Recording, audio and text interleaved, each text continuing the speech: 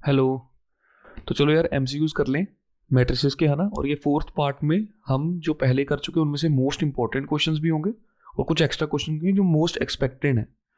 तो if x N one और multiplication दिया हुआ है और ये हो सकती है बिकॉज ये 1 into 2 है और यहाँ पे क्या है 2/1, 2/2 है।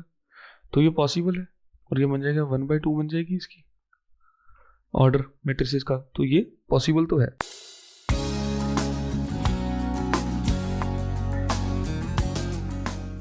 और ये इज इक्वल टू 0 है। तो x इज इक्वल टू, अब आपको x बताना है क्या है। अगर ये मैट्रिसेस 0 के इक्वल है दोनों की मल्टीप्लिकेशन, तो मल्टीप्लाई कर लेते हैं, इजी है। ये ऊपर उठा और इधर आ गया तो 1 - 2 हो गया। Let me just erase that.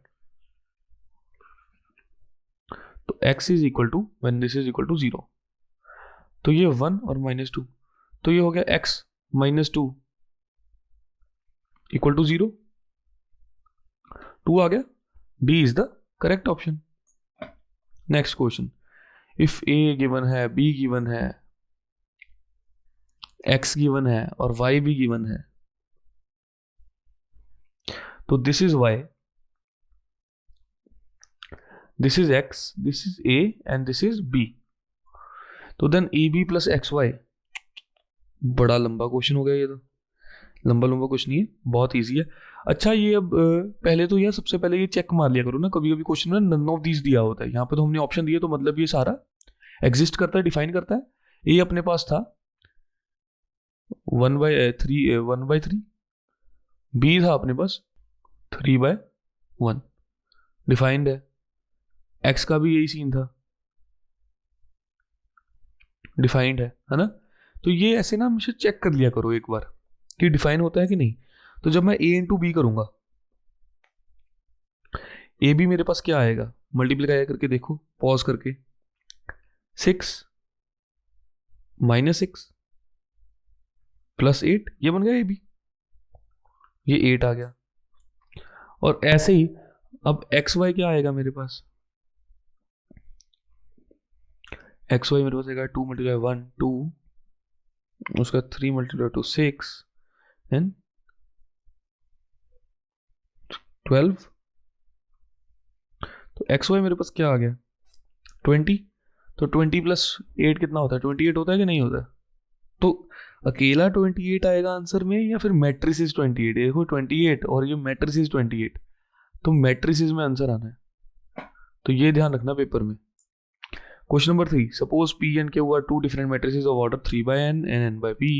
तो P हो गया अपने पास 3/n और Q अपने पास हो गया n×p। Then the order of the matrix PQ। अब ये कब हो सकता है जब इसका ये उसके कॉलम्स उसके रो हो, तो डिफाइंड तो है। और ये n/p है, तो यहाँ पे तो ये 3 दिया हुआ है ना। तो PQ क्या बनेगा अपने पास, PQ बनेगा इसके रोज इसके कॉलम, है ना। तो PQ would be 3/p, 3/p है कहीं ऑप्शन में देखो। So A is the correct option.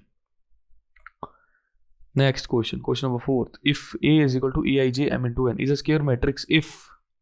अब स्केयर मैट्रिक्स का मतलब क्या होता है कि ऑर्डर सेम है, m into n क्या होना चाहिए, या तो 2/2, 3/3, 4/4, 5/5, 6/6, ऐसे n into n, है ना। तो ये m इक्वल टू n होगा तभी स्केयर मैट्रिक्स होगा। सो C is the correct option. Question number 5. Which of the given values of x and y makes the following pair of matrices equal। अब देखो simple सी equation दे रखी है, 3x + 7 = 0। तो क्या बन सकती है, 3x + 7 = 0, x = -7/3। बट यहाँ पे भी मेरे पास एक x है, तो 2 - 3x = 4, x = x की तो दो वैल्यूज आ रही हैं। तो सर ये तो पॉसिबल ही नहीं है फाइंड करना, तो not possible to find. B is the correct option. देखो ऐसे क्वेश्चन में ना तुम लोग क्या करोगे, एक्स देखो ओ -1/3, वाई की ढूंढ लो जल्दी जल्दी, खत्म बात। सारी इक्वेशन चेक मारनी है। अब तुमने कहीं में ना, तुम में से इसने y = 7, x = -1/3, y = 7, ए पे टिक कर देते हैं, नहीं रॉन्ग हो जाओगे। सारी इक्वेशन चेक करो, कहीं और x तो नहीं दिया हुआ, y यहाँ पे भी एक दिया हुआ था, y = 3 आ जाता। तो तुम लोग ऐसी छोटी छोटी गलतियां करोगे।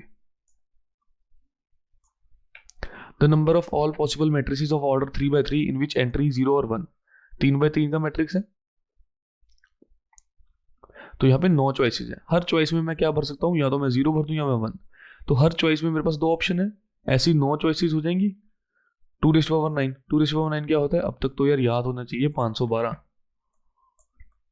Question number 7, assume x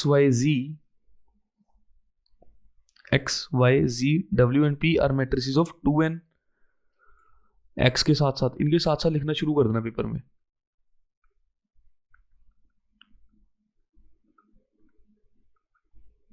this is z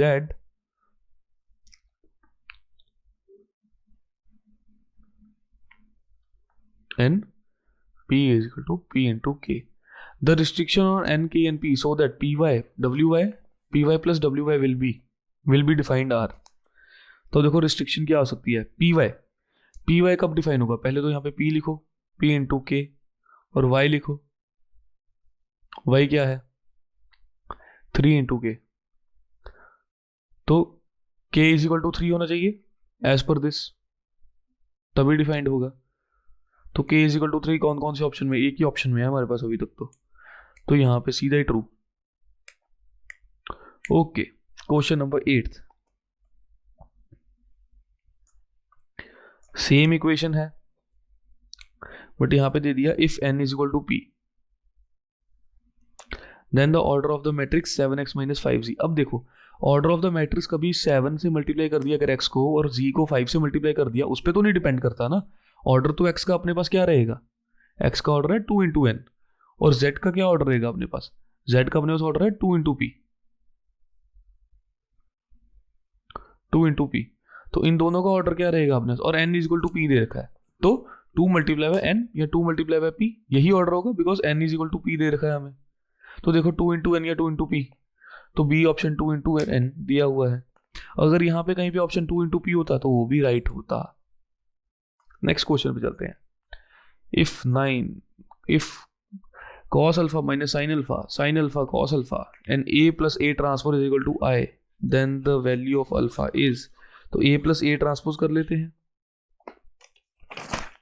a लिखो a transpose लिखो, a क्या बनेगा cos alpha minus sin alpha cos alpha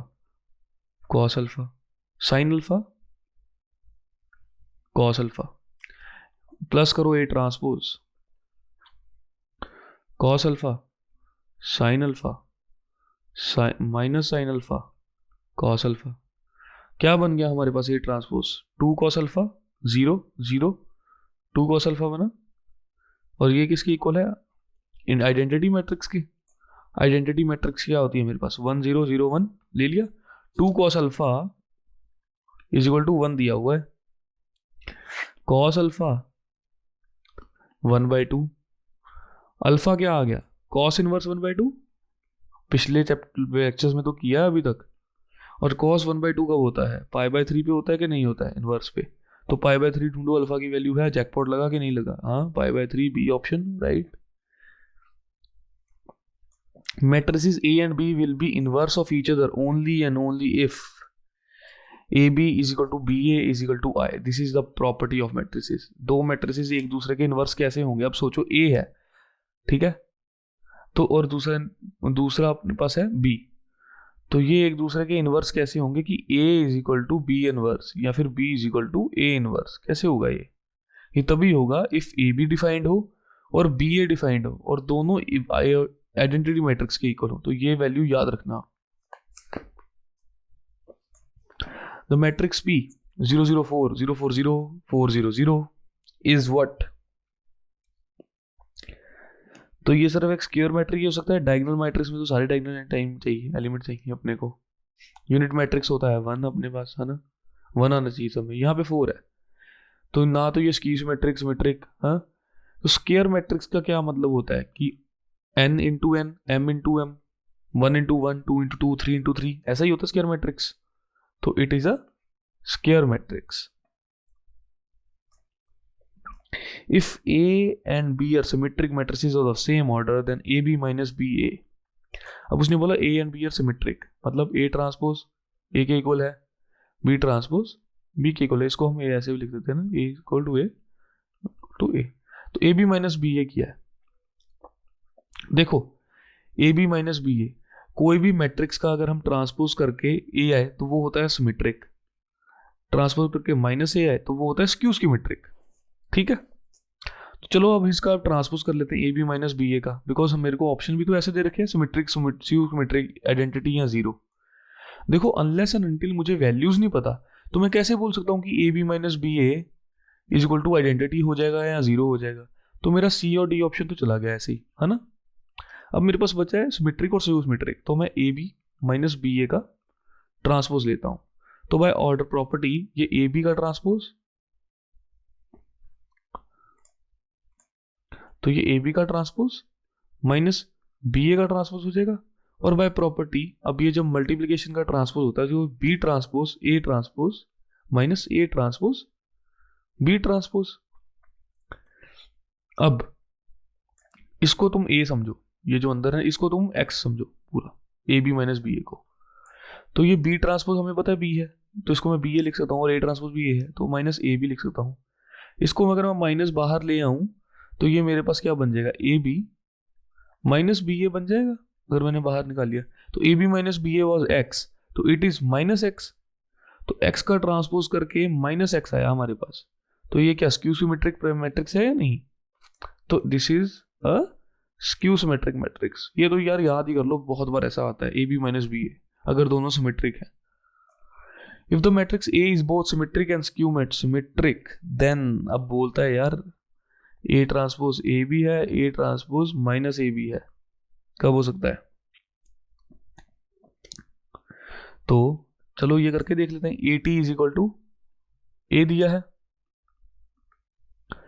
तो A is equal to A हो गया, ए ट्रांसपोज ए ही है, तो ए माइनस ए जीरो आ गया, तो ए मस्ट बी जीरो। अब दूसरी साइड देख लेते हैं, A T is equal to minus A दिया हुआ है, तो A is equal to minus A, तो ए प्लस ए जीरो हो गया, two A is equal to zero, तो A again is a zero. तो जीरो मैट्रिक्स की तरफ ये इशारा कर रहा है हमें, तो A is a zero matrix.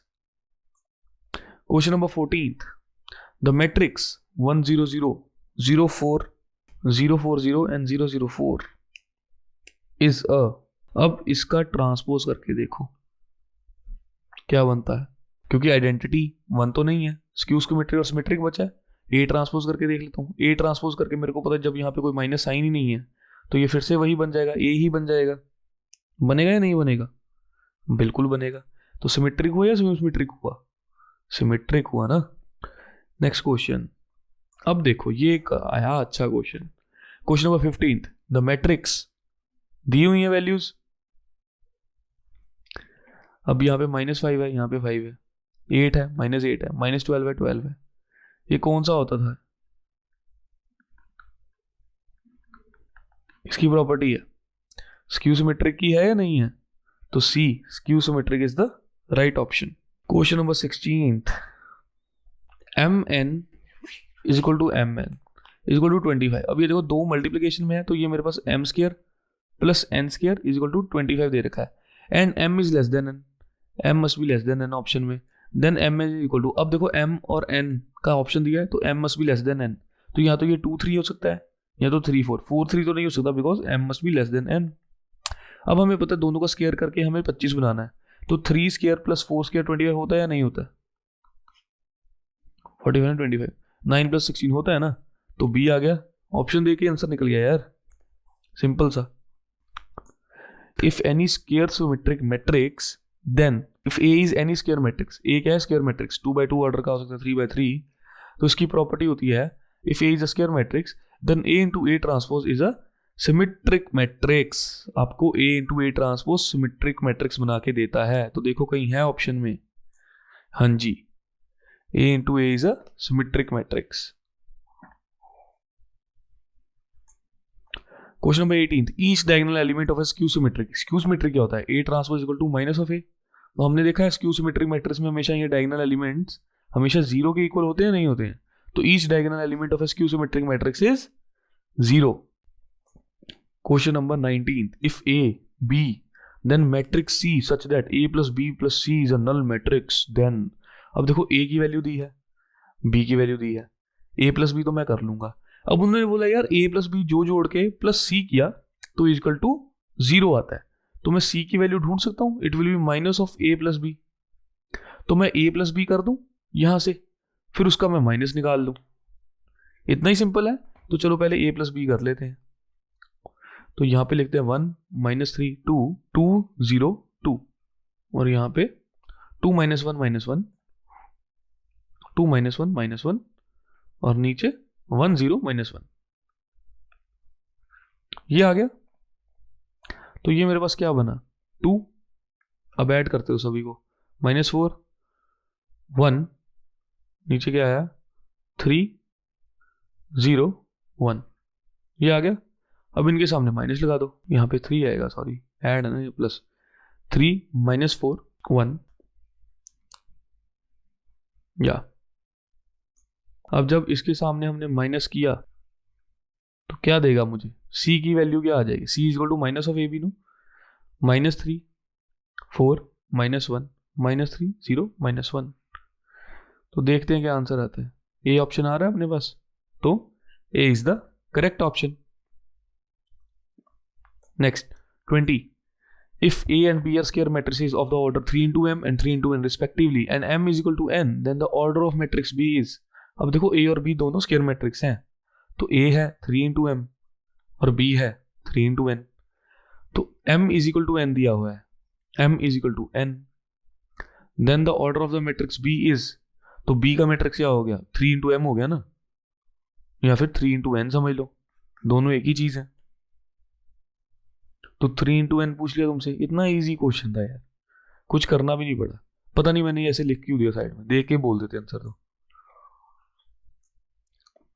Question number 21, if A is matrix of order m into n and B is a matrix such that A B transpose and B transpose A are both defined, then the order of matrix B is, अच्छा सोचो B है कोई matrix, उसका order P into Q समझ लो, A है जिसका order मेरे को m इंटू एन दिया है, अगर b p इंटू क्यू है तो b ट्रांसपोज क्या होता है बच्चों, वो b ट्रांसपोज का अपने पास ऑर्डर हो जाएगा, b ट्रांसपोज का ऑर्डर क्यू इंटू p, उल्टा हो जाएगा ना।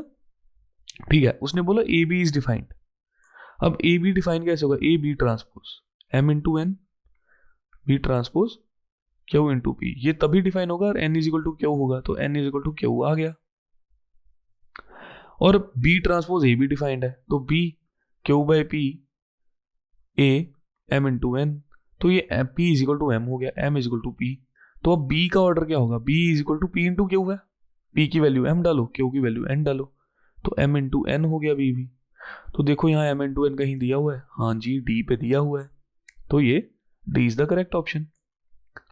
Question number 22, if a is equal to A B, b is equal to minus B A minus B minus N, C is equal to A minus A, then which is the correct statement. अब देखो तीनों statements देखनी पड़ेंगी, पहले a is equal to minus B, देखो है a है अपने पास ए बी और b है अपने पास माइनस बी है। यहाँ पे तुम्हें देखो उसने पहली स्टेटमेंट में तुम्हें पागल समझाने, तुमने बोला हाँ माइनस माइनस है देख लिया, बट यार उसमें a पहले है, यहाँ पे b पहले है, हो गया ना गलत। तो a plus B is equal to B plus A, ये तो ट्रू होगा, ये आ जाएगा a माइनस बी और ये आ जाएगा b माइनस ए, और जब b प्लस ए करोगे तब भी आ जाएगा a माइनस बी और b plus A b minus A, तो a plus B b plus A, B option is the correct answer. चलो क्वेश्चन नंबर 23 देखते हैं, if a is equal to दिया हुआ है 0 1 1 0 है ना, a स्क्वायर क्या बनेगा हमारे पास, करके देख लेते हैं अपन फिर से, 0 1 1 0, तो ये उठाया इधर मल्टीप्लाई किया तो ये आया मेरे पास 1 और नीचे वाले 0 0 0 और इधर फिर ये लेके गए 1 0 दिया, तो ये मेरे पास बना 0 1, तो a स्क्वायर को यहाँ पे तो तुम्हें 1 0 0 1, ये d is the correct option, but यहाँ पे अगर तुम्हें सिर्फ आइडेंटिटी मैट्रिक्स भी बोला होता ना, because 1 0 0 1 is a identity matrix, तो तुम्हें identity matrix I is also the right option. If a and b are square matrices of the same order then a minus B is equal to, अब देखो कई बच्चे सोचते हैं कि sir ये तो a प्लस बी और a minus B, A square minus B square, तुम लोग मार दोगे ये टिक, बट मेरे को ये बताओ क्या A B is equal to B A होता है, होता है या नहीं होता है? नहीं होता है ना मैट्रिसेस में A B equal to B A, matrices में A B equal to B A नहीं होता है। तो अब इसी फॉर्मूला को हम ए प्लस बी और ए माइनस बी को देखते हैं। ये formula A square minus B square आता कैसे? ये आता है A square minus A B plus B A minus B square. तो हम बोलते हैं कि A B equal to B A, हम मानते चलते हैं नंबर्स में, मतलब 3 into two is equal to 2 into 3, but matrices में ये नहीं है। तो इसका क्या आएगा? A square minus A B plus B A minus B square. So C is the correct option. A square minus B square plus B A and minus A B, तो C is the correct option. Question number 25, if matrix A B is 0 then, अब A B is 0, A multiply by B 0, तो क्या ये imply करता है कि ए और B दोनों 0 होने चाहिए, है ना? चलो चेक कर लेते हैं कि it is not necessary that either A और बी 0। अगर दोनों 0 ना भी हो ना, तब भी मैट्रिसेस 0 हो जाता है। इसको चेक करते हैं, कोई भी दो बना लो, क्या देखो ये बनता है 0 या नहीं? ये उठा के लेके गए 0 0, फिर इसको लेके गए 0 0, तो ये ए बी 0 आ गया ना। अगर ए भी ये था और बी भी ये था तो 0 आ गया मैट्रिक्स, ये नहीं आया। तो it is not necessary that A और बी 0, बट ए बी 0 हो सकता है। तो इससे क्या चला? A is not equal to 0, B is not equal to 0, but A B is 0, तो A is the correct option. तो चलो इसके साथ होता है तुम्हारा मैट्रिसेस कंप्लीट, और फिर हम मिलेंगे नेक्स्ट चैप्टर में डिटर्मिनेंट्स पे। Okay, thank you.